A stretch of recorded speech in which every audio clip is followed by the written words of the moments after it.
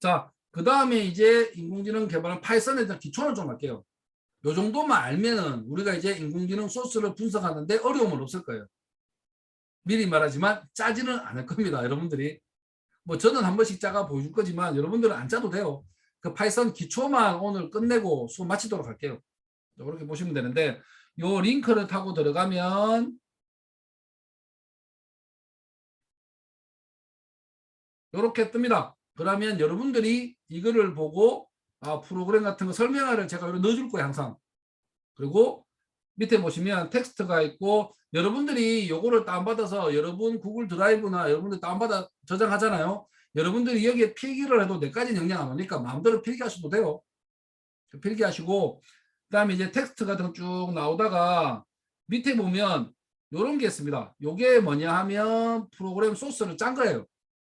요거를 실행하시면 답이 요렇게 요게 파이썬 소스거든요. 여기 실행돼서 답이 나와요. 그러면 여러분들은 텍스트하고 소스를 바로바로 보면서 소스를 볼 수 있잖아. 다음부터 인공지능 소스도 이런 식으로 나갈 거예요. 그냥 소스만 덜렁 주는 게 아니라 이렇게 설명을 붙이고 이런 식으로 나갈 거니까 이걸로 여러분들이 좀 보시고 공부를 하시면 좋겠어요. 짜라는 말은 아니니까 내가 다 이런 소스를 다 제공할 테니까 한번 보시면 됩니다. 쭉 보는데 지금 내가 여기서 설명하고 판서를 좀 해야 되는데 못하니까 하여튼 자료는 이런 식으로 나갑니다. 그리고 파퍼로 좀 다시 돌아올게요. 쭉 가서 나중에 뭐 이런 거 좀 연습해보고 쭉 할 거니까 다시 이제 이렇게 이제 아까 여러분들은 그 링크를 보고 들으시면 돼요. 웬만하면 제가 뭐 오타가 있더라도 너무 그러지만 내가 쓴 거지만 이게 사람이라는 게 오타가 분명히 나올 수 있어. 오타 나오면 그러니 하고 넘어가면 돼. 자, 그래서 수업을 하겠습니다. 자, 이제 코랩을 사용하는 건데 간단하게 사용 방법은 복잡하지는 않고 여러분들이 텍스트를 보고 요렇게 된 게 소스거든요. 소스가 나오면 여기 클릭을 하시면 구동이 돼서 답이 나옵니다. 출력이 돼요. 그렇게 좀 보시면 돼요. 자, 그래서 오늘 첫 번째로 이제 파이썬 인공지능 소스를 이해하려면 몇 가지 문법적인 사항을 알아야 돼요. 변수라는 게 나옵니다. 어렵게 생각하지 마시고 변수를 간단하게 제가 설명을 하면 자, 아이고 프로그램 잘하는 사람들한테 미안하지만 기초부터 갑시다. 변수부터 하겠습니다. 자, 지금 사람하고 이야기를 하려면 뭘 해야 됩니까? 우선 제일 처음에 언어를 맞춰야 돼요. 맞죠? 예를 들어서 한국 사람하고 미국 사람이 대화하면 대화가 됩니까? 한국 사람 한국말을 쓰고 미국 사람은 영어를 쓰겠죠. 대화가 안 되잖아요. 제일 먼저 할 일은 언어를 맞추는 거예요. 그래서 미국 사람이 한국어를 쓰면 좋겠지만 대다수가 한국 사람도 영어를 쓰겠지. 영어를 쓸 겁니다. 영어를 써서 대화하면 돼요. 자, 언어라는 이 말 자체에 뭐가 의미했냐면 문법도 내포하고 있습니다. 영어를 쓴다는 말은 영어 문법을 토대로 말을 한다는 거잖아. 문법도 가지고 있는 거라고. 자, 그러면 어느 정도 언어만 통일이 시키면 되는구나 라고 생각하시면 돼요. 자, 그러면 이제 확장을 해 갑시다. 사람이 있고 이제 컴퓨터입니다. 컴퓨터가 있으면 우리가 지금 제일 먼저 할 일은 뭐예요? 언어를 맞춰줘야 돼요. 맞죠? 자, 주로 많이 쓰는 게 우리가 C나 C++, 자바는 제가 별로 안 좋아해서 C와 C++를 씁니다. C와 C++를 쓰고 그 다음에 우리가 파이썬을 쓰면 되겠죠. 자, 파이썬을 쓰면 되니까 그러면 우리는 여기서 파이썬을 쓰기로 했습니다. 파이썬을 쓸 거고 그럼 파이썬을 쓴다는 말은 기본적으로 어느 정도 문법은 맞춰가 쓴다는 얘기잖아요. 그러면 그 문법에 대해서 간단하게 보시면 돼요. 자, 그러면 이제 어느 정도 대화가 됐으니까 제가 지금 500원을 컴퓨터한테 주고 싶어요. 500이라는 숫자를 주고 싶어요. 그러면 사람이 500원을 주면 이 사람은 주머니에 넣든 지갑에 넣든 이 500원을 받아내야 돼요. 그러니까 저번에 500원 카니까 한 학생이 카드라고 500원 그 카니까 버립니다 하는데 자, 그래서 5만 원으로 바꿀게. 5만 원은 무조건 받을 거잖아. 맞죠? 그럼 주머니에 넣든 지갑에 넣든 분명히 넣어야 돼. 그러면 밑에 한번 봅시다. 밑에 만약에 5만 원을 준다면 컴퓨터는 이거를 받아내야 돼요. 맞죠? 근데 컴퓨터는 지갑이나 주머니라는 개념이 없잖아. 그러면 어쩔 수 없이 메모리 덩어리 안에 집어넣어야 돼요. 어쩔 수 없잖아. 컴퓨터는 메모리밖에 없으니까. 자, 메모리 덩어리 하나 적어놓고 여기에 둘, 셋, 넷, 5만 원 집어넣으면 돼요. 갑자기 내가 7.5라는 숫자를 줬습니다. 그러면 또 다른 통을 만들어서 7.5를 넣으면 돼요. 메모리에. 자, 그러면 이 두 통을 만들어냈는데 그다음에 이제 컴퓨터가 생각을 했어. 사람은 주머니에 5만 원을 어디 왼쪽에 넣든 오른쪽에 넣든 기억하면 되잖아. 근데 컴퓨터는 메모리에 이거 위치가 우리가 구분하기 쉬운 위치에 들어가 있겠어요. 그 위치가 너무 모호해. 항상 위치가 바뀐다고. 한번 정해지면 픽스는 되지만 그 들어간다는 위치가 주머니인지 지갑인지 알 수가 없어. 살펴봐야 된다고. 자, 그러면 좋다. 찾기 힘드니까 우리가 이거를 실제 메모리 값으로 하면 OF2A 3244C 이런 진짜 컴퓨터 32비트 주소 체계를 저장하고 있을래요. 주소 체계를 저장할 수 없잖아. 여러분들이 실제 이거 메모리 주소가 이런 식으로 찍혀요. 찍는다면 아까 전에 메모리에 올라간다고 했잖아. 그럼 이거를 도저히 우리가 쓸 수가 없다고. 쓰기 너무 힘들어. 그러면 이거를 쉽게 만들어서 심볼리커 하자. 자, 이름을 X, Y, G 이런 이름으로 저장을 하면 되는 거잖아. 그러면 헷갈릴 일이 없잖아. 자, 그러면 요거 두 개의 통을 다시 봅시다. 이 두 개의 통을 이제 봤어요. 두 개의 통에서 5만 원짜리가 있는 걸 5만 원짜리에서 뭘 꺼내고 싶어. 그러면 위에 통 이런 말이 안 되겠지. 그럼 컴퓨터한테 뭐라고 해야겠노? 이 통의 이름을 X, Y라고 줄게. 통의 이름을. 유니크한 이름을 주면 두 통이 구분이 되잖아요. 맞죠? 그러면 X에 5만을 넣고 Y에 7.5라는 값을 집어넣으면 되겠네. 그러면 이렇게 집어넣는다는 개념을 아셨으면 됩니다. 그러면 이 XY를 우리가 변수라고 불러요. 근데 요거 이해하기 어렵게 되니까 제가 X 더하기 Y는 10이라는 숫자를 적었어요. 이렇게 적었어요. 제가 물어볼게요. X는 숫자입니까? 문자입니까? 여러분들 생각에 X. 그냥 X를 물으면 이거는 분명히 문자입니다. X는 문자예요. 근데 요런 수식을 적으면서 X를 물었어요. X는 뭐냐? 수냐 문자냐? 자, 대답을 원래 아무것도 안 할 거기 때문에 제가 먼저 대답하겠습니다. 수입니다. 왜 수세요? 봐요. 여기가 5면 5고 여기 6이면 4, 7이면 3 이런 식으로 이 전체 수식에 맞게 숫자가 들어가야 돼요. 맞죠? 그러면 X가 뭐가 돼요? X는 수입니다. 맞죠? 형태는 문자 형태를 띠지만 의미는 수예요. 근데 안에 들어가는 수는 내가 그때 환경에 따라서 5가 될 수도 있고 6이 될 수도 있고 4가 될 수도 있어요. 맞죠? X라는 이름은 그대로 존재하는데 맞죠? 그래서 변하는 수라고 이것들을 우리가 이제 이거를 변수라고 부릅니다. 이게 변수예요. 무언가를 저장을 하는데 들어가는 안에 값이 바뀔 수 있는 거. 그게 우리가 변수라고 부릅니다. 그러면 변수의 개념은 이 정도 이해하시면 돼요. 더 이상 디테일하게 들어갈 필요 없고 변수라는 개념을 꼭 알아야 돼요. 왜냐하면 우리가 나중에 무언가의 결과물을 내서 어딘가에 저장을 해야 되잖아. 맞죠? 그럼 저장을 하는 게 변수에 저장을 하면 돼요. 자, 그 다음에 10이라는 숫자를 봅시다. 10이라는 숫자는 우리가 이거를 상수라고 불러요. 10이라는 숫자는 11이 되면 다른 수예요. 한번 픽스되면 끝인 놈이에요. 이걸 상수라고 불러요. 자, 그래서 상수와 변수 개념은 이 정도 하시면 되고, 자, 그럼 통으로 다시 돌아봅시다. 여기서 x, y, x하고 y는 변수네. 맞죠? 요거 이해가 됐죠? 그 다음에 자, 우리가 만들어지는 기본적인 문법을 잘 보시면 자, 여러분들도 잘 아시다시피 인간이 만든 무언가는 사회적하고 문화적인 거를 종속을 받을 수밖에 없어요. 그냥 생뚱맞게 만들어지는 건 없습니다. 자, 그러면 영어적인 기본 문법 봅시다. SVO 요 기본적인 문법이 있잖아요. 맞죠?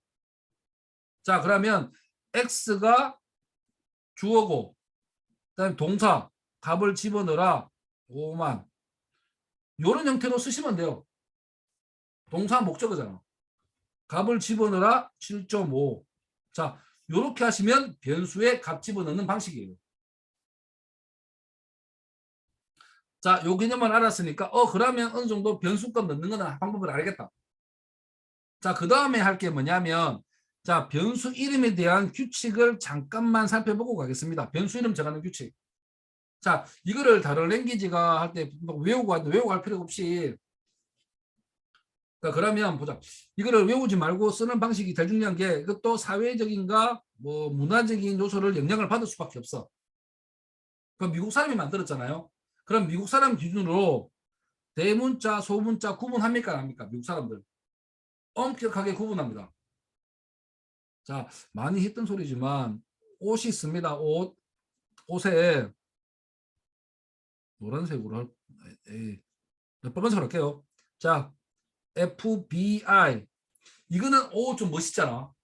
근데 FBI 이거는 좀 작아갔잖아. 맞죠?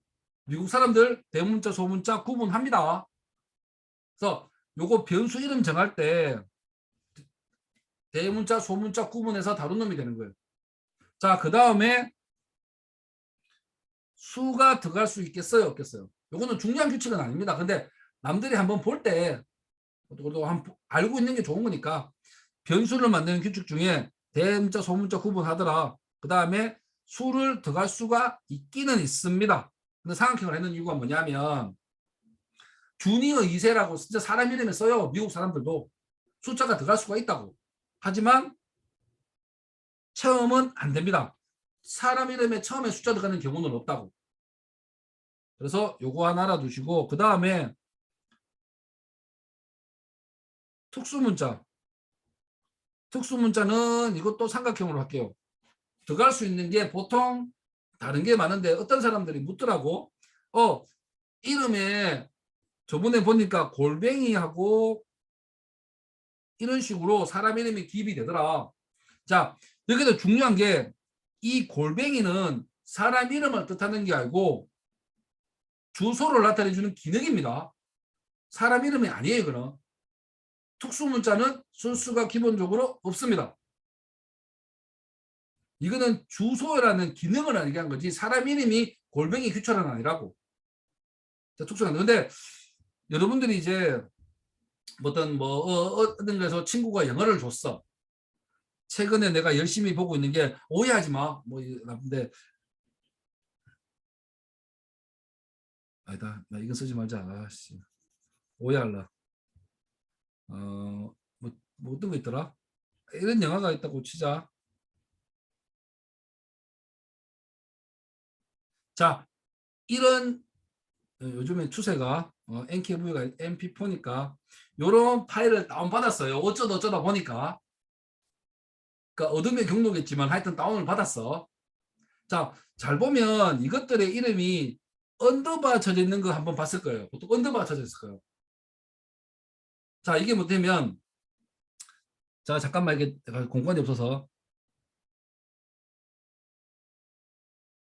할리 데이비슨이라고 적으면 아는 사람은 알고 모르는 사람은 몰라. 할리 데이비슨이 뭐냐면 오토바이 회사 이름이에요. 그래서 그러면 할리하고 데이비슨이 형제입니다. 두 형제 이름을 따서 할리 데이비슨 이름을 땄어요. 그러면 아는 사람은 이거가 하나다. 모르는 사람은 이거 단어 두 개네? 그럼 이게 뭐지? 라고 물을 거라고. 그러니까 이런 혼동을 없애기 위해서 하나의 말처럼 만들어주기 위한 방법이 언더바입니다. 이거는 모든 랭귀지가 다 똑같아요. 왜냐하면 그 언어의 종속을 받기 때문에. 자, 그러면 특수문자 중에 이름으로 넣을 수 있는 거는 유일하게 언더바가 답니다. 뭐 다른 것 좀 있긴 있지만 그것들은 전부 다 나머지 기능들을 우선시하는 것 때문에 들어가는 거예요. 이름에 들어가는 게 아니고 기능을 표현하기 위해서 들어가는 거예요. 그래서 변수 이름 정할 때는 요거 세 가지 룰만 기억하시면 돼요. 요 룰은 벗어날 수 없습니다. 모든 랭귀지 다 똑같아요. 뭐 이런 시험 문제 나오고 그런 개념은 아니고 나중에 이것도 아시면 좋을 것 같아서 설명을 좀 드렸습니다.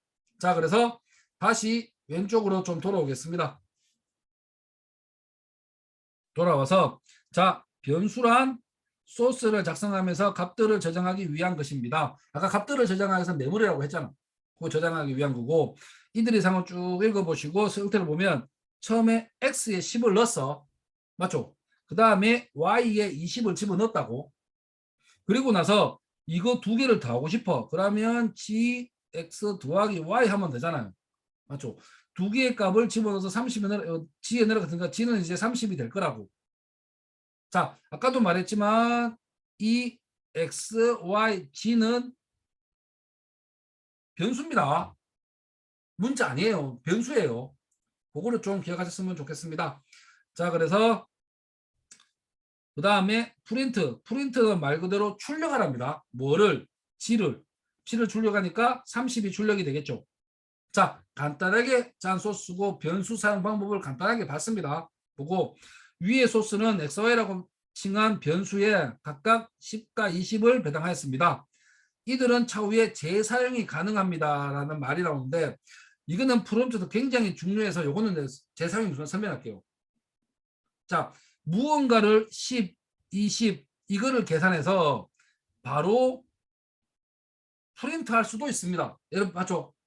그러면 여기서 나오는 30의 값은 출력되고 사라지는 거예요. 근데 변수를 사용하는 주된 목적이 재사용을 하기 위해서요. 자, 봅시다. 여기서 아까 gx 더하기 y라고 했잖아요.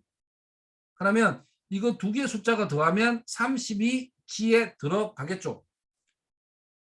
그러면 g를 만들어낸 이유는 차후에 프린트 같은 데서 재사용이 가능하기 위해서 변수로 만들어놔요.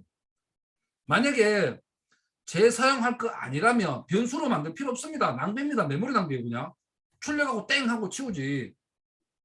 변수를 만드는 목적은 반드시 재사용이 하기 때문에 만드는 거예요. 재사용을 안 할 거라면 굳이 변수를 만들어내서 메모리 낭비하지 말라고. 그래서 이거는 뭐 프로그램 쪽으로 중요한 거지 우리는 그래 중요한 건 알긴 합니다만은 변수로 사용하는 목적은 재사용이에요. 자, 이것도 내가 XY를 변수로 썼잖아요. 그 이유는 왜 썼어요? 셋만 라인에서 두 값을 더하기 위해서요. 맞죠? 이게 만약에 필요가 없다면 처음부터 G는 10 더하기 20으로 하면 돼요. 그냥. 맞죠? 이거를 변수로 만드는 목적은 1번과 2번 라인이 변수로 만든 이유는 3번 라인처럼 쓰기, 재사용을 하기 위해서라는 거. 그거를 좀 이해해 줬으면 좋겠습니다. 자, 그래서 쭉 보시면 설명이 있으니까 이 정도 설명했으면 될 것 같고 그러면 변수라는 기본적인 개념은 아셨을 거예요. 자, 그러면 특별하게 질문 없으면 넘어갑니다. 자, 그 다음에 이제 우리가 많이 쓰는 연산자를 좀 볼게요. 자, 데이터를 이제 연산자가 왜 필요하냐면 여러분들이 데이터를 읽어와야 되잖아요. 인공지능을 돌려야 돼요. 그러면 그 들어온 데이터를 우리가 계산을 조금은 해줘야 돼요. 최소한. 그래서 연산자라는 게 필요합니다. 그래서 제일 처음 먼저 산술 연산자에 대해서 간단하게 보겠습니다. 자, 산술 연산자는 덧셈, 뺄셈, 곱셈 빠졌다. 곱셈, 나눗셈가 있고 곱셈 여기 있노. 하여튼 그래. 이런 게 있고 여러분들이 추가적으로 봐야 될 게 요거 4개만 좀 봅시다. 주로 이제 많이 씁니다. 이거. 자, 일반적으로 5 나누기 4가 하면 C를 하는 사람들이라면 답을 2를 낼 거고 C 사용자가 아니라면 답을 2.5를 낼 거예요. 아, 미쳤다 내가. 이제 계속 수학 계산도 못하노. 자, 5 나누기 2가 C를 하는 사람이라면 2라고 대답해야 돼. 2.5라고 대답하면 틀린 거잖아. C를 하는 사람들은. 근데 일반적으로는 요거를 하겠지. 5 나누기 2는 2.5라고. 맞잖아. 자, 그러면 C 사용자 위주로 이렇게 하느냐? 파이썬은 버렸어. 야, 골 때리기 하지 말자. 이걸로 하자요. 나누기 연산을 하면 무조건 실수만 나옵니다. 그래서 5 나누기 2는 당연히 2.5가 정답이고 4 나누기 2도 답이 2.0이 나옵니다. 파이썬에서는. 그래서 나누기를 하면 무조건 소두점이 찍힌 실수가 나오는구나. 뭐 우리 용어로는 부동 소두점형이 나오는구나. 그렇게 좀 계속 좋겠습니다. 그리고 2개짜리는 몫으로 구하는 거예요. 그래서 5 이거는 답이 뭐냐 하면 2입니다. 그 다음에 퍼센트는 나머지 구하기요. 이렇게 하면 나머지는 1, 잘못했다. 퍼센트. 요거 하면 답이 1입니다. 왜냐면 남들이 짜놓은 소스를 이해하면 요 정도 산술은 알아야 돼요. 최소한 알아야 되고, 그 다음에 거듭제곱이 나옵니다. 우리가 이거는 다른 데서는 함수를 쓰는데 2 곱하기 3을 하면 이게 뜻이 2 곱하기 2 곱하기 2라는 뜻입니다. 즉 2의 3승을 말합니다. 이렇게 돌아가서 그러면 답이 2, 4, 8, 8이네. 8이 될 겁니다. 저렇게 그러면 이건 이해했으면 이거 예제니까 예제는 한번 여러분들이 읽어보시면 돼요. 뭐 읽어보고 여러분들이 나중에 제가 요거는 여러분들한테 줬잖아. 링크를 여러분들을 저장시켜서 보면 돼요. 실행시키면 답이 나올 겁니다. 그래서 프린트하겠다. R1, R2 쭉 나오는데 답을 한 번씩 하면 돼요. 내가 덧셈 뺄셈을 굳이 내가 해줄 필요는 없잖아. 10 더하기 20이 30인데 그건 누가 모르겠노? 맞지? 요거 한번 해보시면 되고, 그 다음에 나누기 연산을 하면 쭉 하여튼 이렇게 나와. 지금 이렇게 나올란가? 하여튼 답이 이렇게 나오는데 한번 여러분들 보시면 될 거예요. 덧셈 뺄셈 곱셈 다 알잖아. 이거 보시면 되니까 산술 연산자는 이렇게 있다 보시면 되고, 그 다음에 이제 시프트 연산자가 이게 쓰는 사람이 종종 있더라고. 그래서 시프트 연산자는 간단하게 좀 보고 갈게요. 이거는 실제 인공지능 소스에서는 사람들이 거의 이건 쓰지는 않지만 이런 연산자가 있다는 거 하나 두는데, 복잡하게 위에 거 읽지 말고 내가 간단하게 설명만 하겠습니다. 만약에 우리가 쓰는 변수가 4비트만 쓴다라고 가정할게요. 4비트만 쓴다고. 그러면 한 자리, 두 자리, 세 자리, 네 자리가 4비트입니다. 1비트, 2비트, 3비트, 4비트잖아. 요 개념은 알고 있죠? 비트 개념. 그래서 만약에 우리가 2라고 칩시다. 2면 00, 10 이진수로, 요거 아시죠? 진수를 할까 생각합니다. 자, 그러면 제가 재미삼아 1로 1비트를 밀어볼게요. 1로 1비트를 밀면은 0100이 되죠. 그러면 이거 답이 얼마 돼요? 4가 돼요. 그래서 여기에서 다시 2비트 2를 밀어보겠어. 두 칸을 밀어볼게요. 두 칸을 밀면은 1000이 됩니다. 8이 됩니다. 뭐가 돼요? 곱하기 2씩이 돼요. 맞죠? 곱하기 2 곱하기 2. 2승이면 곱하기 2개가 돼요. 즉 처음에 2 곱하기 2의 1승이 위에 거고 2 곱하기 2의 2승이 밑에 거예요. 자, 이 곱하기를 대체하는 게 시프트 연산입니다. 만약에 역으로 8을 봅시다. 8 있고 이거를 반대로 내가 하나 땡겨 볼게요. 반대로 하나 땡기면 0, 1, 0, 0이 되겠죠. 자리를 시프트 한다는 거예요. 그러면 야가 답이 4예요. 내가 여기서 두 칸을 땡겨 볼게요. 그러면 0, 0, 0, 0, 1, 0이 돼요. 답이 2가 됩니다. 그러면 8에서 나누기 2, 8에서 나누기 2의 2승, 1승 이렇게 생각하시면 돼요. 나누기를 대체할 수 있어요. 자, 그래서 요거는 뭐 시험 문제도 갈 건 아니니까 알고는 가면 좋겠다 싶어서 10부터 넣어봤습니다. 자, 10부터 연산자고 이렇게 하는 거를 위에 거를 가지고 답을 한번 조금만 생각해 보시면 답은 나올 거예요. 그러니까 비트를 땡기고 밀고 하는 개념입니다. 근데 밀면은 곱하기 2, 땡기면 나누기 2예요.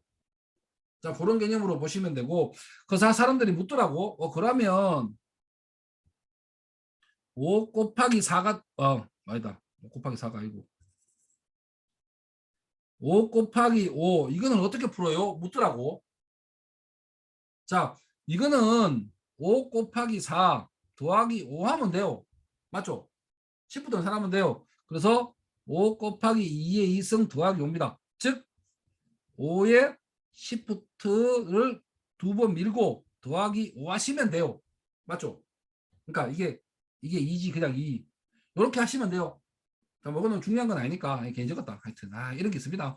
되니까 곱하기하고 나누기를 대치한다 정도만 알고 계시면 되고, 만약에 다른 사람이 쓴 소스나 그런 거 보고 10부 등산 나오면 그때 다시 한번 풀어는 줄 텐데 이런 개념을 알고 계시면 좋겠고, 비교연산자 갑니다. 비교연산자는 뭐냐면 숫자로 할 수 있는 연산인데, 내가 만약에 170이고 앞에 학생이 172라고 칩시다. 그래서 내가 있겠어. 숫자로 할 수 있는 연산이니까 내가 크네? 이런 숫자로 할 수 있는 연산을 할 수가 있다고. 이게 두 개를 비교한 거잖아. 이거를 우리가 비교 연산자라고 부릅니다. 자, 그래서 나올 수 있는 답은 뭐가 나올 수 있노? 참 거짓밖에 답이 못 나옵니다. 맞잖아요. 비교는 연산 비교하는 거니까. 자, 그러면 이때는 답이 뭐가 나오겠어요? 폴스가 나옵니다. 170이 크지 않잖아. 맞죠? 자, 그리고 170, 172 이렇게 적으면 답이 뭐 나와요? 이때는 답이 true가 나옵니다. 그래서 간단하게 여기를 읽어보시면 답이 R1, R2, R3, R4가 답이 금방 나올 거예요. 자, 6과 7이니까 처음에는 false, 그 다음에는 true, 그 다음에 요거 등호 두 개짜리만 설명할게요. 등호 두 개, 요거는 이쪽에 있는 값을 여기에 집어넣는 거였잖아. 아까 대입 연산자라고 부르는 거고, 두 개짜리는 같다는 표시입니다. 여기 같아요. 6과 7이 같아요. 다르잖아. false. 그 다음에 요 다르다는 연산이 있는데 원래는 다르다가 이겁니다. 맞죠? 이게 다르다가 원래. 근데 여러분들 메모장에서 이거 쓸 수가 없잖아. 그래서 만들어진 연산이 다르다는 표시가 이걸로 하면 좋겠다 싶었는데 이거는 다른 기능으로 써요. 그래서 이것도 못 써요. 그래서 유일하게 충돌 안 나는 게 요겁니다. 요 표시가 다르다는 표시입니다. 요게 다르다예요.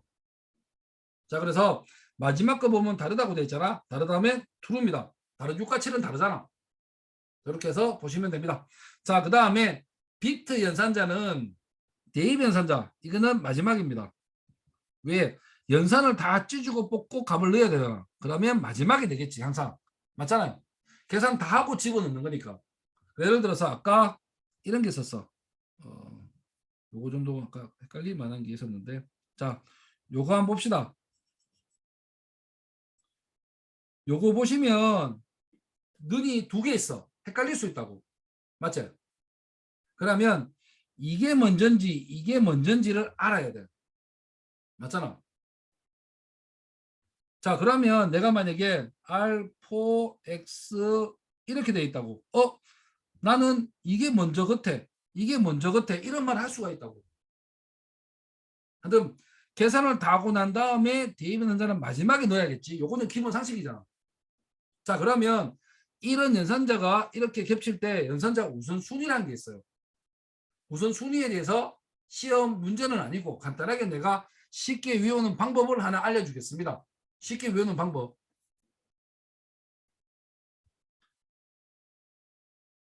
연산자 우선순위라는 게 있습니다. 자, 그 소스가 막 소스 여러 개가 있으면 이걸 구분해야 된다고. 예를 들어서 한번 봅시다. 이런 수식이다 칩시다. 이거 안 나온다. 결과가 있고 뭐,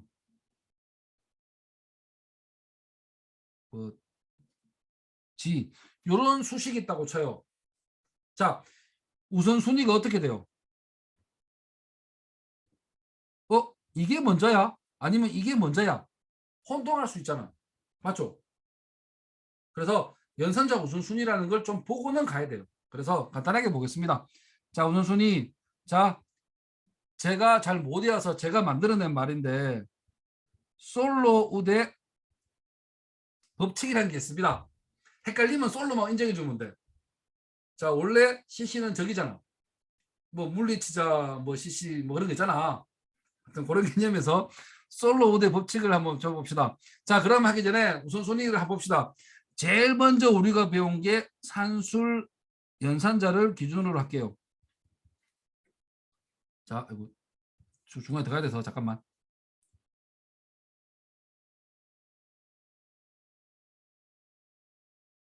요런 게 있어요. 자, 산술 연산자의 모양을 보면 요런 형태죠. 드3이 산술 연산자니까. 그러면 연산자를 기준으로 항이 한 개, 두 개 있습니다. 이거를 우리가 이항 연산자라고 불러요. 항이 두 개 있다고. 연산자를 기준으로. 자, 그 다음에 R2는 내가 뭐 이렇게 했다고 칩시다. 자, 연산자를 기준으로 항이 하나만 있어요. 이거를 우리가 단항 연산자라고 부릅니다.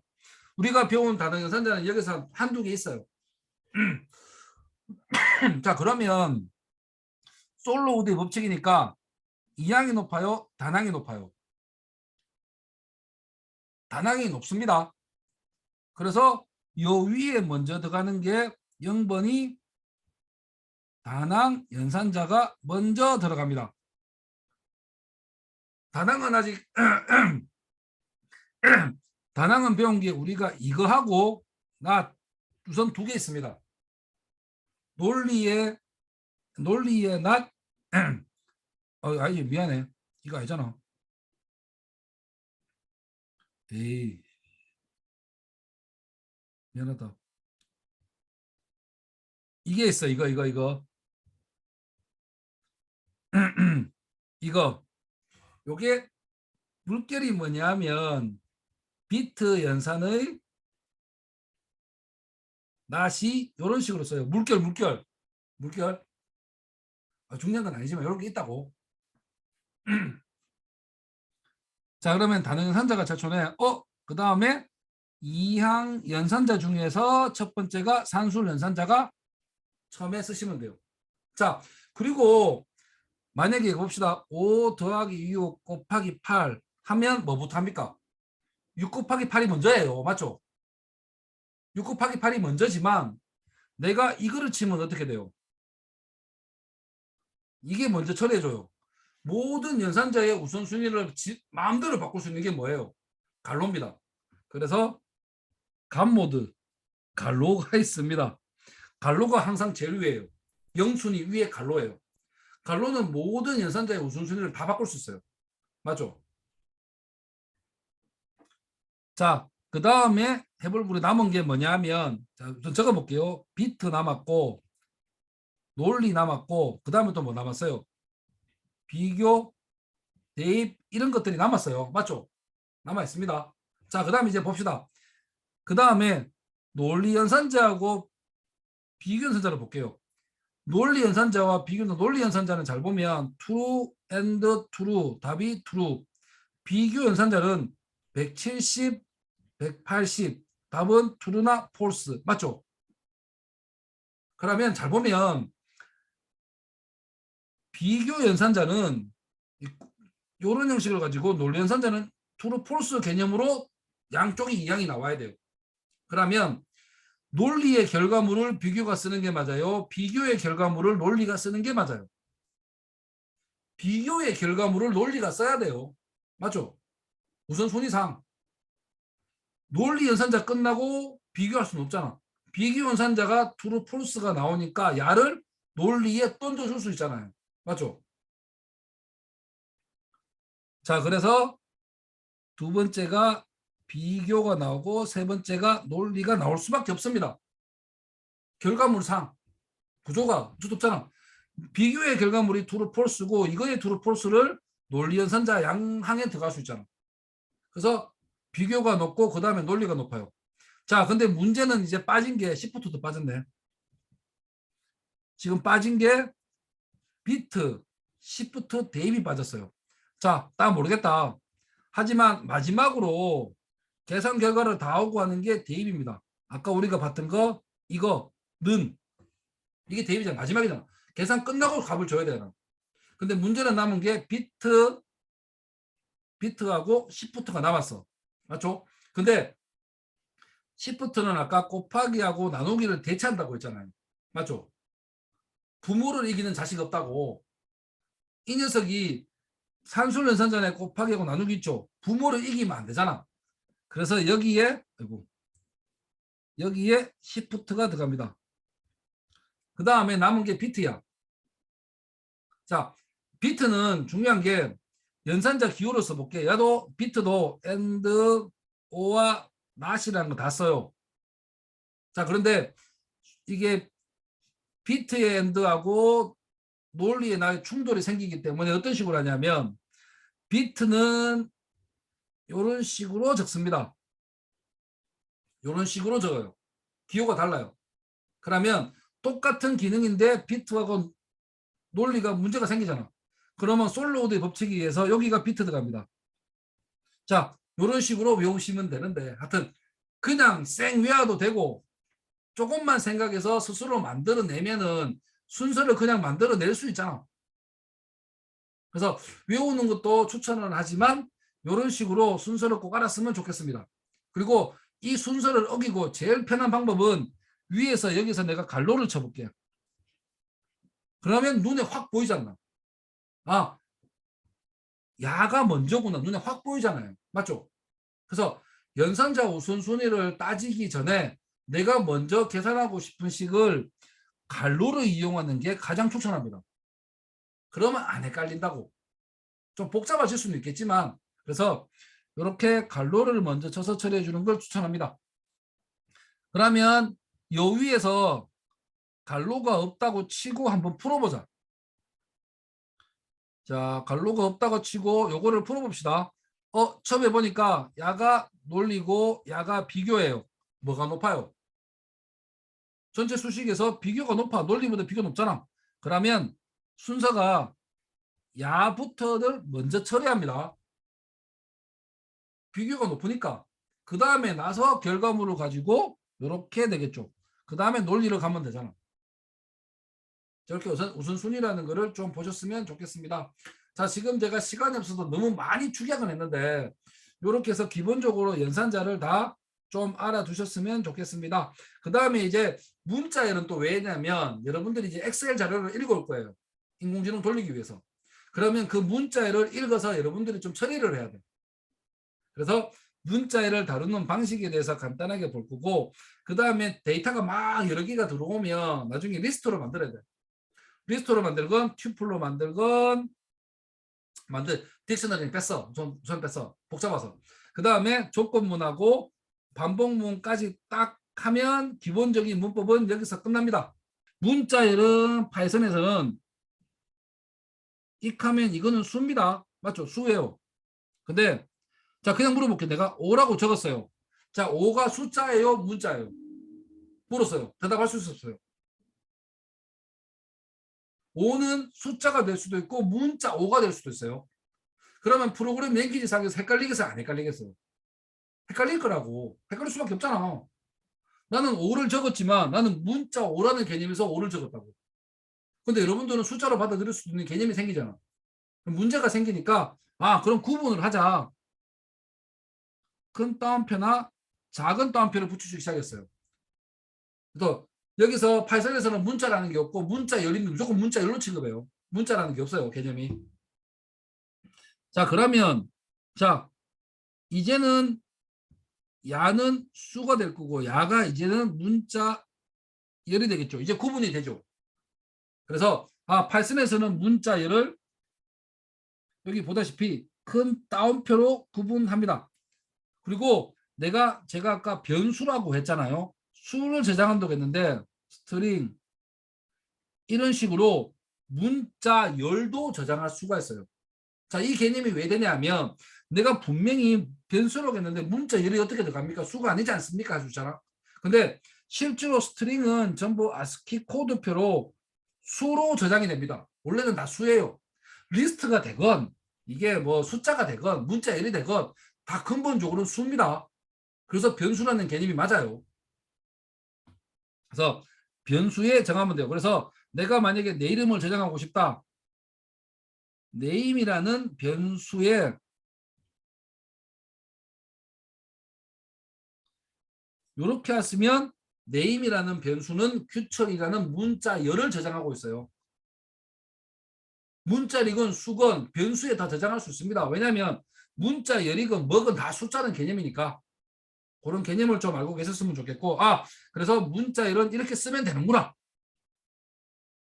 자, 그 다음에 여기서 쭉 보시고 여기 있는 게 정말 중요합니다. 왜냐하면 초창기 때 문자열을 불러와서 분석을 할 때 문자열을 막 쪼개고 막 할 거예요. 막. 그래서 불러서 근데 이거를 다 하려면 시간은 좀 걸리지만 한 번씩은 봅시다. str1에 이런 많은 문자를 문자열로 만들어서 저장을 했습니다. 자, 그리고 여기 보시면 뭐뭐에 다 찍어놨잖아. 점을 찍어놨는데 반연산자가 의미가 어떤 거냐면 원래 메서드라는 뭐 클래스의 메서드가 그런 개념인데 그거는 좁고 쉽게 생각해서 내가 만약에 책을 봅니다. 책 1장 1절 그 다음에 2장 1절 이런 식으로 표시하죠. 맞죠? 그러면 이 1장의 1절이라는 건 이 안에 포함됐다는 의미예요. 반연산자가 원래 뭐냐면 앞에 있는 놈의 기능을 내가 불러와서 쓰는 거예요. 그런 개념으로 보시면 문자열에 쓸 수 있는 게 count, find, index, upper, lower, replace, join, strip, split 이런 명령어들을 쓸 수가 있어요. 요 안에 포함이 되어 있어서. 그래서 내가 지금 str1 안에 있는 count라는 함수를 볼 거야. 쓸 거야. 이런 뜻이에요. 그리고 만약에 내가 여기서 count p를 했잖아요. 그건 뭐냐면 p의 개수를 카운트 해달라요. 즉 str1의 x의 개수를 알려줌. 자, 그 다음에 find는 x의 인덱스를 알려준다고 했는데 요 개념도 좀 보고 갑시다. 내가 만약에 A, B, C, D, E, F, G라고 했어요. 요런 문자열을 저장했습니다. 자, 그러면 이 문자열이 있으면 이 문자열에서 항상 이 전체만 볼 거예요. 내가 만약에 C 하나만 꺼내서 볼 수 있어야 돼요. 우리가 그러니까 데이터를 분석을 하다 보면 그 중에 하나만 떼와서 쓸 수 있어야 돼요. 그러면 A, B, C, D, E, F, G를 구분할 수 있는 방법을 찾아야 된다고. 이거를 뭔가를 구분해서 하나를 꺼내는 방법을 찾아야 되나. 맞죠? 자, 여러분들이 내가 책을 주면서 5페이지를 펴락했어요. 5페이지 필수잖아요. 왜? 5페이지 인덱스가 쪽수가 5잖아. 쪽수는 유니크해. 5쪽이 두 개 수는 없다고. 맞잖아요. 그러면 여기서도 쪽수라는 개념을 도입하자. 영어로 보시면 우리가 쪽수를 페이지라고 부르지만 쪽수를 제일 앞에 나오는 거를 앞에 뭐라 불러요? 우리가 이거를 인덱스라고 부르잖아. 인덱스가 그 챕터에 쪽수가 나오잖아. 그걸 인덱스라고 부른다고. 그럼 여기도 인덱스 개념을 도입하자입니다. 그래서 첫 번째 문자를 1, 2, 0, 1, 2, 3, 4, 5, 6 이런 식으로 쪽수라는 걸 줍니다. 이게 인덱스예요.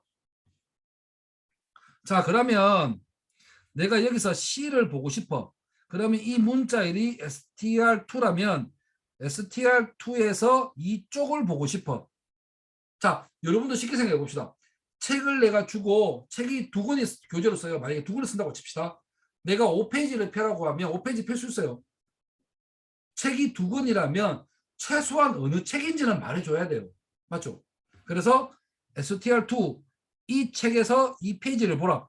이렇게 적으면 str22잖아. 그래서 쪽수를 할 때는 요갈로를 씁니다. 요갈로가 뭐냐면 페이지 수를 말해준다고 생각하시면 돼요. 우선은. 그래서 str2의 2페이지 즉 인덱스라는 거는 x의 인덱스를 알려주는 경우가 요겁니다.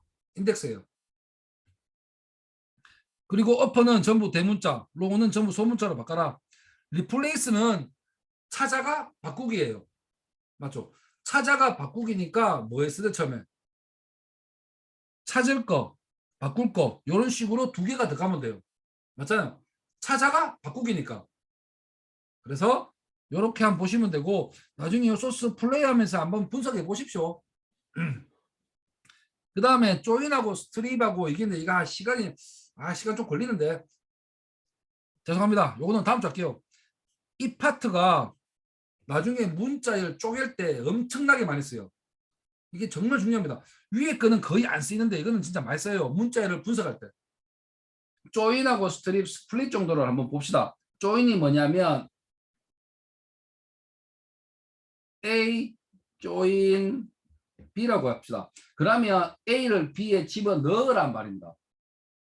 자, 어떤 식으로냐면 내가 만약에 요런 문자가 있고 조인하고 A, B, C라고 있다면 이거의 결과물은 A를 B에 집어넣는 거예요. 집어넣는 거예요. 뒤에 붙인다는 개념이 아니라 조인을 한다는 개념이잖아. 그래서 결과물은 각 원 요소 사이에 이렇게 들어가는 게 조인입니다. 각 사이사이에 들어가는 게 조인이에요. 그 조인이고, 그다음에 스트립은 뭐냐 하면 양 끝단이 있죠. 문자가 있다면 양 끝단이 있을 거예요. 양 끝. 어떤 공백입니다. 지금 공백. 이게 언더바가 아니고 공백에 A, B, C 공백이 있다고 칩시다.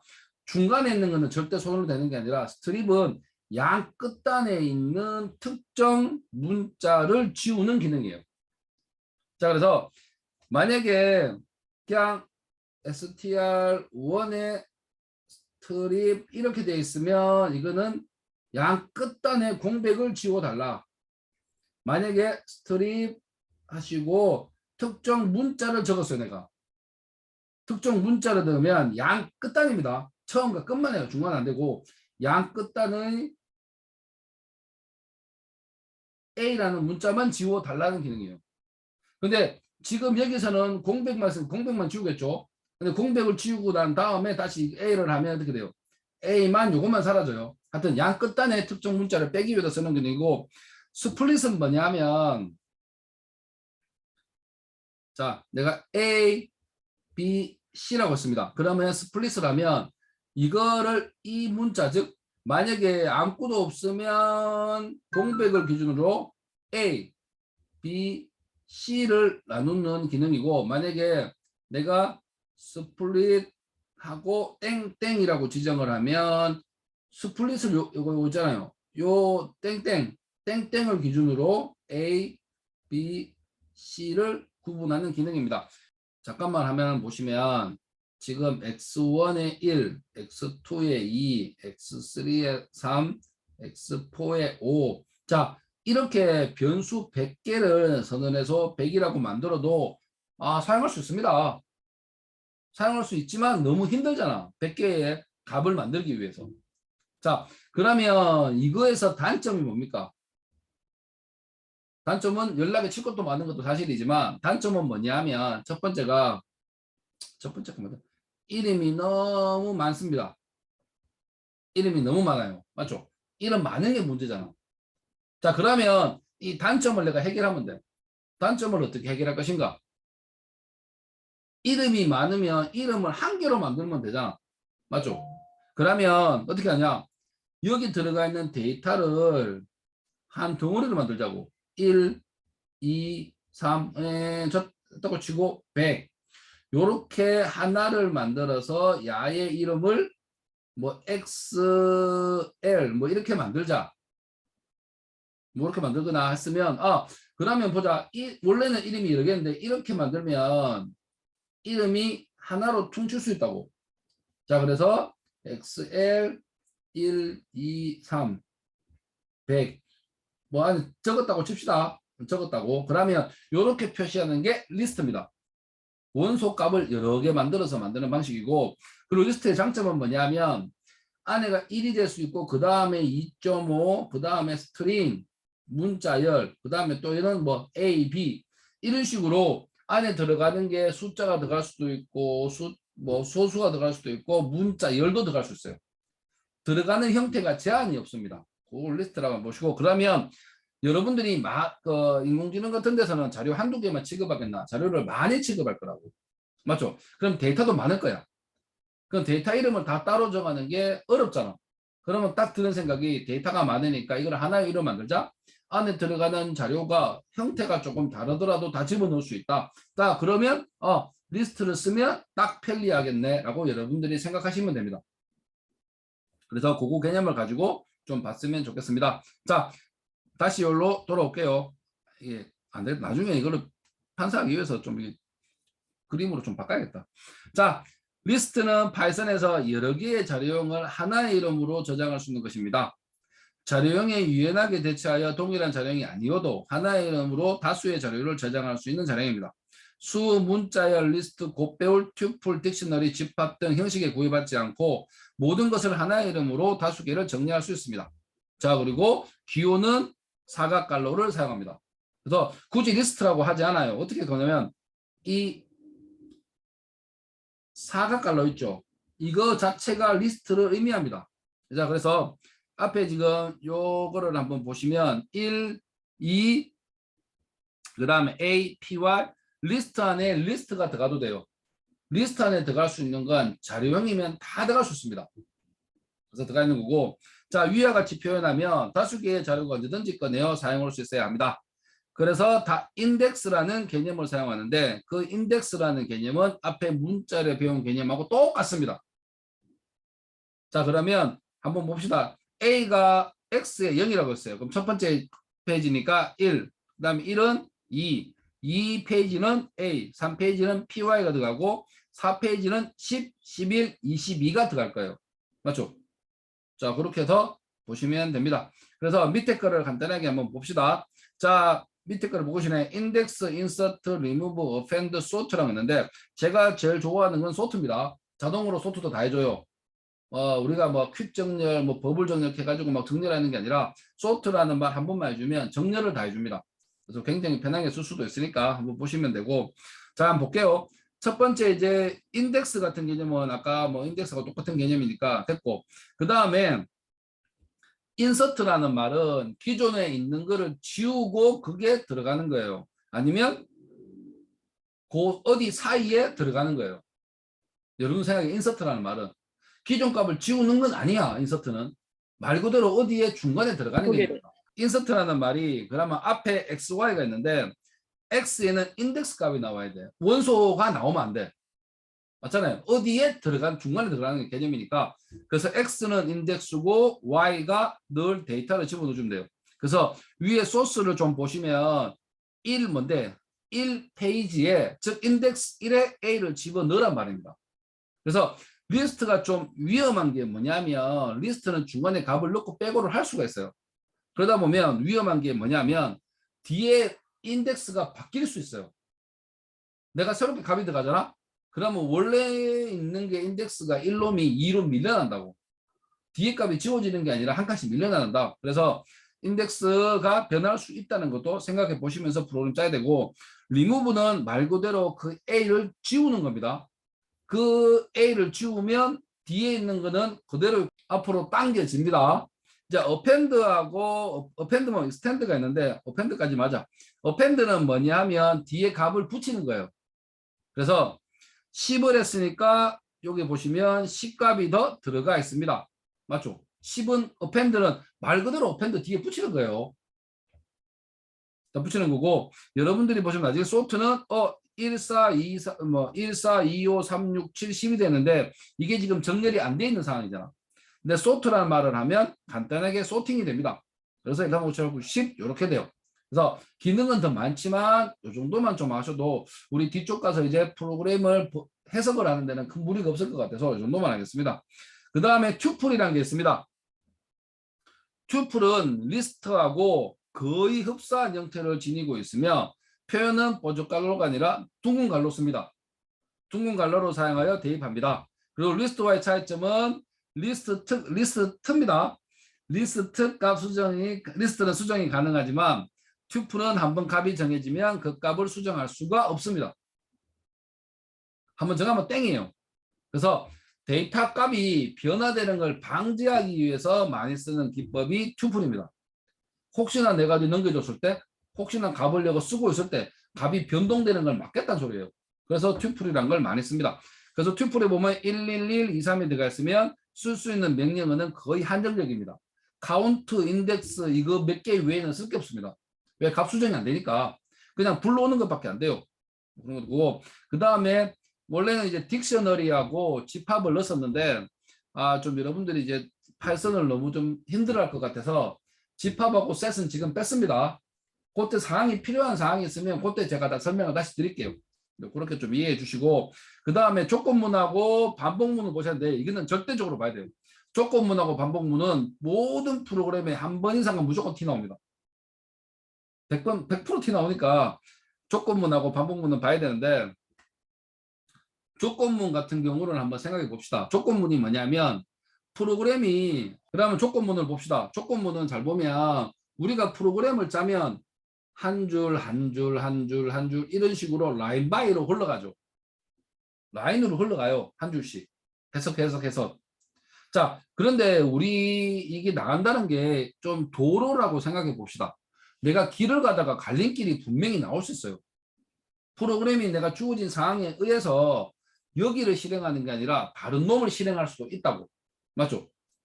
그거를 우리가 분기문이라는 말을 쓰기도 해요. 조건문 안 쓰고. 그러면 내가 도로를 가고 있는 상황인데 특정 여기서 만나서 갈림길이 이렇게 나올 수도 있다는 거예요.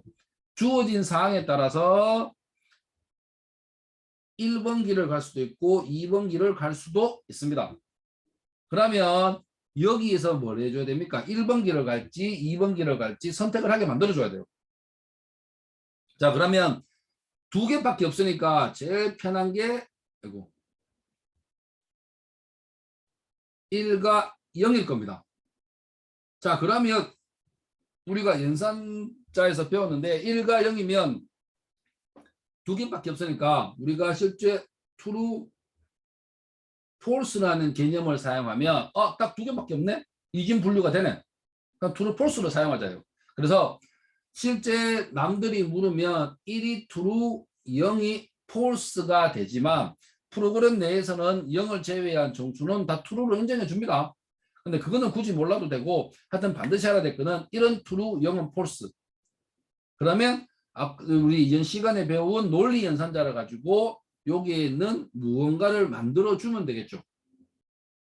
맞죠? 자, 그러면 앞에 거를 true, 뒤에 거를 false 이렇게 분기하면 될 거예요. 자, 그러면 이제 내려가 봅시다. 쭉 내려가면서 여기서 이제 만약에 1이라면 이렇게, 만약 0이라면 false 쪽으로 내려가면 되겠죠. 맞죠? 자, 그러면 봅시다. 말을 만들어 봅시다. 그러면 여기서 이제 말을 만들어야 되니까 if, 만약 요 동그라미가 true라면 아래에 있는 문장을 수행해라 라고 하면 돼요. 근데 아래에 있는 문장을 수행하는데 이게 if문에 소속이 되었다는 걸 보여주기 위해서 반드시 여기에 땡땡을 칩니다. 땡땡을 하면 자동적으로 이만큼 탭이 들어가요. 자, 위 옆에 소스를 보면 if를 하니까 한 줄밖에 없지만 자동으로 프린트가 한 탭이 들어가죠. 그래서 참인 경우에 돌아가는 문장들을 이런 식으로 표시를 합니다. 탭이 자동으로 들어가요. 자, 그러면 여기가 true인 경우, 돌려지는 true인 경우를 여기에 기입해 주시면 돼요.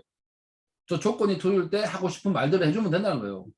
자, 그러면 여기 그 다음에는 여기가 또 문장을 줬고 여기는 false가 될 때 돌아가는 문장을 넣어주면 되잖아요. 맞죠? 근데 이렇게 했을 때 true와 false를 구분할 수가 없다고. 탭은 들어가 있지. 똑같은 문장 나열 쭉 해놨지. 그러면 이거 두 개를 구분 못하니까 어쩔 수 없이 뭐가 수반돼야 됩니까? 요 안에 이거를 구분할 수 있는 기호를 넣어야 돼요. 그래서 들어가는 게 else라는 게 들어갑니다. else하고 탭 자동으로 들어가고, 그러면 if else 문이 원 전체 이름이에요. if 문 자체도 맞지만 근데 혹시나 기초라면 if else 문으로 알아두시는 게 좀 더 나중에 헷갈리지 않지 않을까라고 생각합니다.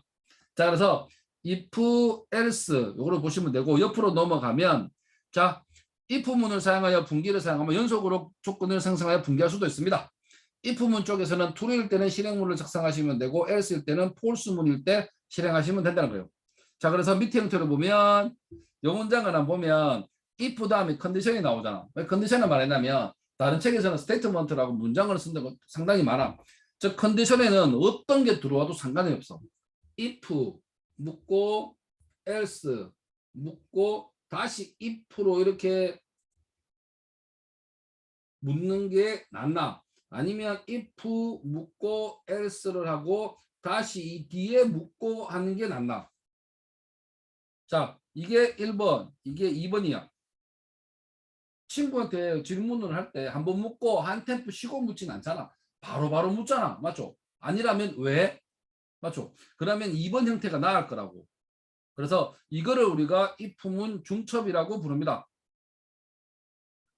어디 갔노? 있네. 자, 그래서 밑에 요 옆에를 보시면 if문을 바로 연달아 물을 때야. 아니라면 바로 연달아 묻잖아. 그런 경우에는 if else를 바로 else if를 붙여서 써요. 근데 파이썬에서는 이렇게 쓰지는 않고 이거를 줄여서 elif를 이렇게 표시합니다. elif. 그래서 elif로 표시를 해요. 자, 이렇게 하는 거 하나 좀 알아두시면 좋겠습니다. 자, 그래서 간단하게 제가 한번 물어는 볼게요. if 이게 A 돌아가는 게 있고 else 이런 게 있다고 칩시다. 그러면 여기 1번, 2번입니다. 이게 true라면 1번 실행 맞죠? 만약에 이게 false라는 2번 실행. 자, 이렇게 이해하시면 되는데 만약에 여기가 또 이제 뭐 붙냐면 else if를 뭐 이렇게 또 붙었습니다. 요게 B가 더 나오고 다시 이거에 맞는 else가 다시 나와야겠죠. 자, 그래서 1, 2, 3이 된다라고 합시다. 그러면 순서는 똑같습니다. A가 true가 나오면 이거고 A가 false가 나오면 여기로 한번 내려와서 B 질문을 한번 더 받아야 되죠. 맞죠? 그러면 B가 true, false 합시다. B 요게 2번을 돌아가려면 A가 false 그리고 B가 뭐가 돼야 돼요? B가 true가 돼야지 여기 있는 구문을 돌려줍니다. 그리고 마지막에 3번은 A도 false, B도 false가 나와야 돼요. 맞죠? 자, 이렇게 해야지만 된다는 거 알아두시고 그게 지금 혹시나 혼동될까 싶어서 제가 옆에 소스를 보시면 그 해설에 true, false, true 다 적어놨으니까 여러분들이 이거를 보시고 아, 첫 번째 조건은 두 번째 조건은 상황이 이렇게 흘러가는구나 라고 보시면 됩니다. 자, 그래서 밑에 소스를 볼게요. x가 5라고 했습니다. x가 5고 x 퍼센트 2가 됐어요. 그럼 무슨 말이냐면 x를 나누어서 나머지가 0이면 짝수죠. 첫 번째 게. 그래서 짝수가 되는 거고 밑에 거는 그 홀수가 되는데 5를 2로 몇울로 하면 나머지가 1이 나오잖아요. 맞죠? 그러면 어디로 갑니까? 밑에 else 구문으로 가서 이 숫자는 홀수라고 말해주는 거예요. 자, 그렇게 보시면 되고 자, 밑에 거 같은 경우는 이제 마이너스 그러니까 양수인지 음수인지 0인지 구분하는 구문이에요. 이걸 연달아 물었습니다. 첫 번째 이제 양수인 걸 물어보고 양수가 참이라면 네거티브. 만약에 0이라면 0, 양수도 아니고 음수가 아니라 양수도 아니고 0이 아니라면 마지막에 포지티브 음수라고 말해주면 되는 거잖아요. 맞죠? 두 번 질문하는 거니까 이렇게 보시면 되고 그 다음에 반복문 쪽으로 보겠습니다. 자, 반복문을 보시면 지금 우리가 아까 라인 바이로 흘러간다고 했잖아요. 이렇게 흘러가는데 쭉 가다 보면 분명히 내가 똑같은 구문을 여러 번 실행할 때가 생길 겁니다. 맞죠? 실행 분명히 생겨요. 생길 수밖에 없고 그러면 여러 번 도는 게 이거 뭐뭐뭐 하는 동안입니다. 뭐뭐 동안인데 그러면 여러분들 생각에 뭐뭐뭐 하는 동안이란 말은 영어로 뭐가 있습니까? for와 while이 있습니다. for하고 while이 뭐뭐뭐 하는 동안이라는 뜻입니다. 그러면 for 있고 그러면 하나만 쓰지 왜 두 개를 쓸까? 약간의 특성이 달라서 그래요. 뭐를 반복하는 말은 맞는데.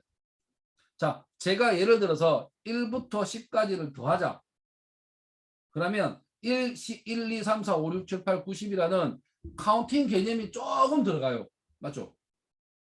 자, 좀 더 형태를 좀 보여줄 건데 요거는 카운팅 개념이 좀 들어가고 내가 집에 가는 도중에 뭐 포차가 나오면 술 먹으러 가겠다. 근데 길을 걸어가는 동작을 내가 반복하고 있는 상황이잖아요. 상황이지만 특정 조건 하나를 만났어. 자, 이런 거 왜? 이거는 조건을 강조 좀 할 때 많이 쓰는 형식이에요. 그래서 그러면 봅시다. 그러면 이제 포부터 볼게요. 포는 아까도 말했듯이 어디에서 어디야? A에서 B까지 요런 뜻이에요. A에서 B까지 요거를 좀 반복해 달라. 밑에 있는 구문을 자 범위라고 했잖아. 카운팅이 되니까 A, B, C, D, E 좀 그렇나?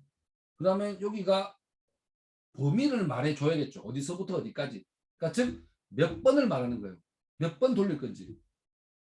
자, 그래서 파이썬에서 범위를 가장 쉽게 보시는 게 range라는 함수가 있습니다. 그래서 range라는 걸 이용을 합니다.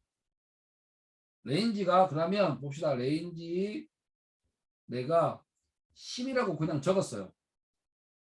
10이라는 뜻은 10개라는 소리예요. 우선 단독으로 쓰이면 10개. 즉 0부터 10은 너무 크다. 5로 할게요. 5. 0부터 5개니까 1, 2, 3, 4, 5까지를 말합니다. 5개. 그 다음에 첫 번째 형식이고 두 번째 형식은 range x, y 했습니다. 그러면 여기서부터 여기까지인데 만약에 range 1부터 5라고 하면 이거는 5개라는 의미가 아니라 여기까지니까 1, 2, 3, 4 그 숫자 안까지만 가요. 그래서 1부터 4까지입니다. 그 다음에 세 번째 range 1부터 10까지 2라고 했습니다. 즉 3개 갔을 때 요거 G는 증감이에요. 증감. 그러면 요건 묻히겠어요. 요거는 1, 처음에 1, 그 다음에 2가 증가했으니까 3, 5, 7, 9, 11은 10을 넘어가니까 당연히 안 되겠죠. 자, 이렇게 하는 게 레인지가 있습니다. 범위가 있으니까 이 범위를 값을 하나씩 들고 오면 되겠네요. 자, 그래서 for 이거 안에서 range 안에서 5 하나만 적을게요. 5라고 쓰니까 0, 1, 2, 3, 4 요리 되겠죠. 5개. 처음부터 5 전까지니까. 자, 그러면 요 값을 하나씩 받아와서 여기서 저장을 해라. 그래서 print x를 하면 이거의 결과물은 0, 1, 2, 3, 4 이렇게 찍힐 겁니다. 자, 이렇게 하는 게 포문이에요. 자, 그 다음에 이제 봐야 될 게 while이라는 게 있습니다. while은 여기 포드 중이고 요 탭 들어가고 while도 요에 조건이 들어갑니다. 이렇게 해서 들어갑니다. 조건이 true일 때는 계속 돌아라. 근데 조건이 언젠가 false가 나오면 여 밑에서 조건을 좀 수정해야겠죠. 조건 수정한다는 게 뭐냐면 조건 자체로 수정한다는 게 아니라 비교하는 값어치 무언가를 수정을 할 거예요. 그러면 그 조건이 나중에 false로 갈 수 있잖아. false로 가면 이 while문은 돌아가잖아요. 그래서 조건이 참일 때만 돌아갑니다. 그렇게 하는 게 while입니다. 그래서 옆에 거를 잠시 보시면 for I in range x, y, z 있는데 그 설명을 해드렸으면 됐고 그 다음에 while 같은 경우에는 컨디션이만 붙습니다. 컨디션이 붙으면 true라면 돌려라, false라면 그만 돌려라. 자, 그 다음에 리스트 never라는 게 있는데 이게 밑에서 소스에서 좀 많이 쓰여서 요거는 좀 설명하고 갈게요. 자, 작성을 할 줄 몰라도 읽을 수는 있으면 돼요. 최소한 읽을 수만 있으면. 자, 그래서 리스트 never에 대해서 잠깐만 보면 좋습니다. 자, 그래서 아까 옆에 보시면 자, 리스트 1에 공 하나 만들고 for I 이게 판사만 되면 바랍니다. I in range 10이라고 하고 그래서 이 안에 리스트 1 안에 append가 뭐냐면 뒤에 붙이는 거라고 했습니다. 자, 요거를 처음부터 한번 하나씩 보면 근데 5가 10이 너무 커서 나 5로 좀 줄일게. 너무 크다. 한락할. 자, 그러면 요거를 한번 만들어 봅시다. 처음에는 이게 순서적으로 하나씩 볼게요. 처음에 i가 0으로 시작하겠죠. 자, 한번 i가 0으로 시작하면 뭡니까? 여기 비어있는 공이잖아. 공 안에 i가 붙으니까 0 붙겠지.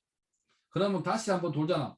i가 1이 되면 append니까 0, 1이 붙고 i가 2가 되면 0, 1, 2가 붙겠지. append 했으니까 i가 3 반복이니까 i가 3이 될 때 0, 1, 2, 3이 될 거고 i가 4가 되면 0, 1, 2, 3, 4 이렇게 해서 마지막에 레인지를 벗어났으니까 그만 돌아갑니다. 그래서 여기까지만 탁 돌아가요. 그래서 이렇게 된다는 구문이 있는데 이거를 이대로 써도 상관은 없어.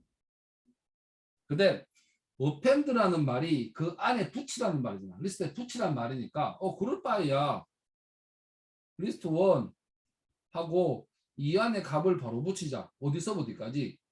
for I in range 아까 했던 거 5 그대로 적어주시면 돼요. 그리고 뒤에 탭 이게 없습니다. 땡땡이 없어요. 없는 이유는 그 밑에 문장이 내가 소속된 데라고 표현할 필요가 없잖아. 자, 이거를 간단하게 이렇게 줄여서 쓰는 방식이 리스트 네퍼라고 불러요. 그래서 위에 거를 쓰건 이거를 쓰건 문제점이 없지만 그러면 최소한 이제 해석을 해봅시다. 자, 해석한 건 알아도 만들지는 못해도 상관은 없어요. 해석만 해주시면 돼요. 자, 그럼 봅시다. 포가 있네. 그 다음에 볼 게 뭔데? I 값 있네. 어디서 값을 가져오는 모양이네. in이네. 이 안에서 값을 가져와서 이렇게 넣네. 맞죠? 레인지가 0부터 4까지네. 그러면 0부터 4까지 I 값이 들어가네. 그리고 그 다음에 끝에 보니까 I 값을 넣어줘라고 돼 있네. 그래서 해석 순서가 for 그 다음에 레인지 붙이자. for 1번 레인지를 2번 해석하고 3번이 뭔데? 3번이 I에 전부 넣는 거. 3번 맞죠? I 값이 배당이 됐으면 마지막에 리스트 안에 집어넣는 거 4번. 이렇게 좀 이해를 해주셨으면 좋겠습니다. 그러면 0부터 4까지 리스트 1의 값에 들어가요. 이게 리스트 네퍼라고 부릅니다. 그래서 어렵다고 생각하지 마시고 여러분들이 돌아가는 구조를 최소한 만들지는 못해도 상관없으니까 읽을 수만 있으면 돼요. 읽을 수만 있으면. 자, 그래서 그러면 제가 홀수를 찍고 싶어요. 홀수만 집어넣고 싶어요. 그러면 리스트 2에 I 값을 받아오겠다. for I in range 1부터 10까지 홀수만 2씩 증가하면 되죠. 이렇게 하면 뭐가 됩니까? 값이 1, 3, 5, 7, 9가 됩니다. 리스트 2는 1, 3, 5, 7, 9라고 값이 들어가져요. 혹시나 지금 아무도 질문도 없고 그래가지고 넘어갑니다. 리스트 네포는 우리 다음 시간에 배울 인공지능 기초 다지기 소스에 여러 개 나올 거예요. 여러 번 나와. 간단하게 그때가 설명을 다시 한번 할게요. 그래 그때 한번 보시면 되니까. 자, 그 다음에 포문을 돌아가는 거를 한번 잡았는데 처음에는 뭡니까? 그냥 0부터 9까지 각 출력. 밑에 거는 뭡니까? 짝수만 출력하는 거 맞잖아. 자, 밑에 거를 보시면 2부터 시작해서 10까지, 즉 9까지예요. 9까지 2씩 증가해라고 되잖아. 맞죠? 그러면 2, 4, 6, 8 끝. 맞죠? 10은 안 들어가니까 2, 4, 6, 8입니다. 그래서 2, 4, 6, 8이 찍힙니다. 밑에. 자, 이런 식으로 해서 쭉 가는 거고 리스트 네포는 한번 보시면 이렇게 해서 돌아가는 거고 밑에 보면 리스트 그 다음에 리스트가 있는데 리스트 값 하나를 뽑아오고 싶어. 즉 아까는 레인지를 썼지만 우리가 리스트 같이 여러 개의 자료 있는 리스트를 들고 와서 요 뒤에 바로 리스트를 인 다음에 리스트를 적어줘도 돼요. 그러면 리스트 안에 있는 값을 A, B, 1, 2, 3 이렇게 순서대로 불러옵니다. 불러와서 값을 넣어줘가 푸는 게 있고 그 다음에 while 같은 경우를 보시면 while은 조건만 보시면 돼요. 자, 조건이니까 지금 봅시다. 이런 1 메뉴 1 메뉴 메뉴 1을 찍을 거 메뉴 1 가성하다. 메뉴 1 메뉴 2 익사이트 나가라. 이런 메뉴를 출력해야 돼요. 반복적으로. 출력을 해야 되는데 이 메뉴가 1000번 돌아갈지 100번 돌아갈지 한 번 돌아갈지 그 누구도 몰라. 3번 누르면 땡이잖아 그냥. 맞죠? 그런 경우에 인풋이 입력을 하는 뜻인데 입력은 이제 여러분 키보드로 입력하는 거예요. 자, 처음에는 메뉴가 0이기 때문에 이 문장은 뭡니까? 3이 아니면 참이제. 그러니까 메뉴가 0이면 참이라고. 자, 그래서 1 메뉴 2 익사이트를 찍고 나서 그 다음에 뭘 받습니까? 입력을 다시 받아. 키보드 입력을 준다고. 여러분이 1을 입력했으면 이 조건문이 다시 3이야. 다시 돌아가. 언제까지 돌아가거든요, 이게. 문장을 해석하고 다시 돌아갔을 때 3이면 이게 false가 되잖아. 그래서 3이 나올 때까지 계속 반복적으로 합니다. 그래서 제가 마지막에 3을 입력하니까 종료가 됐어요. 자, 이렇게 하는 것들이 while입니다.